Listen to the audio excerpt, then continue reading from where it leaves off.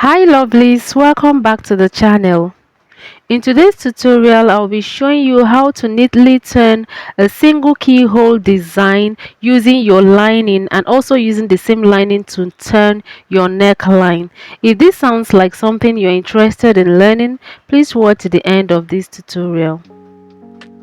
So I'll be placing my keyhole on my front piece, and I've cut out my lining as well, and I've ironed gum stay to the lining. I ironed it up to the chest line. To cut out my keyhole design, I have this piece of paper with the length of 3 inches and a width of 2.5 inches, and I'm going to fold it along the length into 2 equal parts like this. So on fold, I have a width of 1.25 inches, 1.25 inches, and I'm going to find the midpoint of this length, and then I'm going to shape out carve out the shape I want for my keyhole. So you can go for any shape. For me, I want something like round but not completely round, okay, not completely a circle. So I'm making out my shape. You can make any shape of your choice. You can make a heart shape, an oval shape, a circular shape, whatever works for you, but this is the shape I want for my keyhole. So that I can easily identify my center of my fabric, I've ironed crease on the mid point of my lining and my main fabric. So I've ironed, you can notice the crease on my lining, so the center has a crease. So I'm placing them right sides facing each other, the right side of my fabric to the right side of my lining, and I'm matching them. The center should match, everything should match, so that you can have a very good result. From my neck depth, I came down by 2 inches, and from that 2 inches I'm going to place this shape and then trace it out. Also on this paper I have, there is a crease on the midpoint, so I'm going to pin everything together, the lining, the main fabric, and this paper. The crease, all the crease should match. That means the center should match each other. Then starting from that 2 inches I came down from the neck depth, I'm just marking out my shape on my main fabric. Watch what I'm doing. So whatever shape you want, you can just mark yours out at that midpoint, whatever shape you have, just like I've done here. Now I'm going to pin my fabric and my lining together and then go and sew on the shape I've drawn out on my fabric. Okay, so I'm just going to sew on this. Remember that they are right sides facing each other, so I'm sewing on the wrong side. So I'm going to take my time and sew on the shape I've made on this front part. So it's important to note that I have the lining and the main fabric pinned together so it doesn't shift. It is important that they match, so I would advise you pin yours together at various points, especially at the top side, so it doesn't shift and you have a good result after sewing.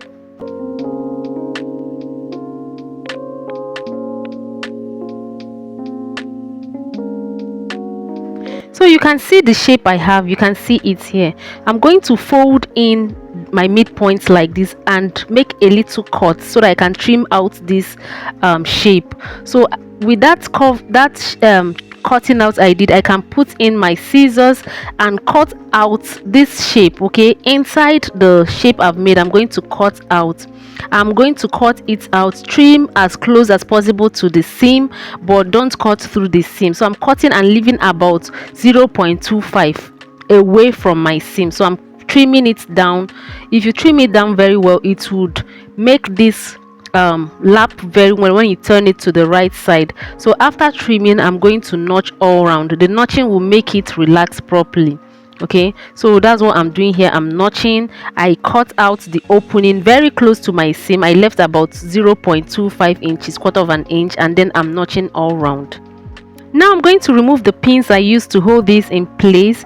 I'm going to push the whole of my lining piece through the keyhole to bring the lining to the back side, to the wrong side of my dress. So just watch what I'm doing. I'm pulling everything to the back side through the keyhole. So I've turned it to the right side. You can see what I have at this point is even looking well relaxed because of the notching and trimming I did. Okay, so to even make it look nicer, I'm going to iron it down, and after ironing it down, I'm going to use my hemming gum. okay, to even make the lining and the main fabric stay in place at this point, at the point of the keyhole. Just watch what I'm doing. So you get your hemming gum and divide it, okay, cut the length you need and divide it into two. That's what I've done. So I'm going to place the hemming gum close to the seam, in between the lining and the main fabric, placing it around. So you can see how I'm using my hand to make sure I put it in place and iron it down. So this way both the lining and the main fabric will not shift at the keyhole. It will just be like just a unit, okay, they will just be together at this point. So that's what I'm doing. So I'll put my hemming gum and iron it down so that everything stays in place and looks nice. The next thing will be to turn the neckline. So sorry guys, I didn't know it was not showing, but what I did is, the first thing is to make a notch at the center, the midpoint of your neckline, on both the lining and on the main piece. I've made a notch of about 1/2 inch. So watch what I'm doing. I'm going to take one side of my neckline, lining and the main fabric. I've turned it, you know, right sides facing each other. Just watch what I'm doing, and then I'm going to pin from one end, okay, from one shoulder to that midpoint that I notched. Watch what I'm doing, please. So I flipped it, you know, for the right sides to face each other, and I'm going to pin till I get to the mid of my neckline, which is where I placed the notch, where I cut through by 1/2 inch. So just watch what I'm doing. I'm going to pin from one neckline, from one shoulder to that midpoint. That is what I'm doing here. So just watch. If you don't understand what I'm saying, just watch what I'm doing.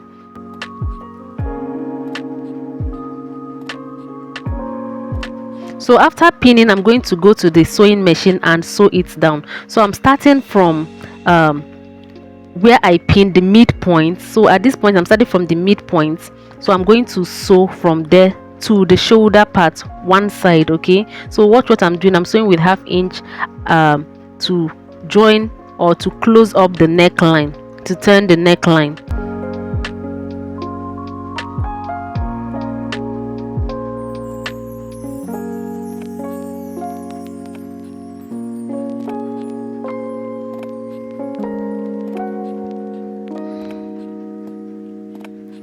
After sewing, I would notch properly, okay, because notching makes this relax very well. So at this point you can see I've turned one side. You can see how relaxed it is, and I haven't turned this other side. So what I did to the first side, I'm repeating it. I'm pinning from that midpoint to the other end, okay. The remaining parts that I haven't turned, I only turned one side of the neckline. So I'm going to pin exactly the same way I did the first one, starting from that mid of the neckline. I'm going to pin to the other end towards the shoulder side and also go and sew it down. After sewing, I'm going to notch. Notching makes it relax very well because you won't be able to top stitch at this point. So when you notch very well, everything will relax properly. So as you can see, it's relaxing. I've not even ironed it and it's relaxing well. So what I'm going to do is to even iron it down so that it looks very, very nice. So guys, this is how you can turn your neckline and your keyhole with the same lining. For this method, you don't need to use a bias or an extra fabric to turn your neckline. Everything will relax properly. You can do this on your bodice or just a top, on your bustier. You can make a keyhole using this method on your bustier or on any top, okay, and it will look nice. So you can see what I have. Everything is relaxed properly and looking so nice. So we've come to the end of today's tutorial. Thank you guys for watching. To all returning subscribers, I love you all and thank you. If you're yet to subscribe to this channel, click on the subscribe button to subscribe now. Turn on the post notification to be notified every time I upload a new video, and don't forget to like this video and leave your comment in the comment section. I have videos on how you can make a multiple keyhole neck design on your bustier, and I'll be leaving links to those videos in the description box, and I will see you in the next tutorial.